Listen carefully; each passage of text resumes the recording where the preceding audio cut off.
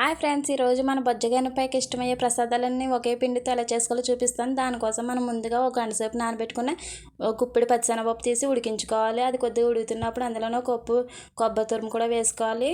అందులోనే ఒక 4 ఇలాచి, కొద్దిగా నెయ్యి కూడా వేసుకోవాలి. 2 స్పూన్లు నెయ్యి కూడా వేసుకున్న తర్వాత ఒక కప్పు బెల్లం కూడా వేసుకుని బాగా కరిగించుకోవాలి.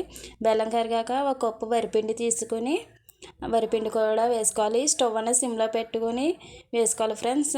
ఈ పిండి వేసిన తర్వాత ఉండలు కట్టకుండా బాగా తిప్పుకొని కలుపుకోవాలి. స్టవ్ ఆఫ్ చేసి ప్లేట్లోకి తీసుకొని ఆ చల్లారినాక ఇలాగ అప్పాలు, మోదకాలు, ఉండ్రాలు కింద చుట్టుకొని పెట్టుకోవాలి. ఆ తర్వాత ఇడ్లీ పాత్రలో గ్లాస్ వాటర్ వేసి ఇవన్నీ వేసుకున్న తర్వాత ఒక 10 నిమిషాలు స్టవ్ వెలిగించి స్టీమ్ చేసుకోవాలి. అంతే ఫ్రెండ్స్, ఎంతో ఇష్టమయ్యే ప్రసాదాలు రెడీ అయినాయి. మన బొజ్జగనపైకి ఇష్టమయ్యే ప్రసాదాలన్నీ రెడీ అయ్యాయి. నేనైతే మా వినాయక చవితి ఇలా చేసుకున్నాను. మీరైతే అలా చేసుకున్నారో కామెంట్ చేయండి, లైక్ చేయండి, షేర్ చేయండి. Thank you my watching video.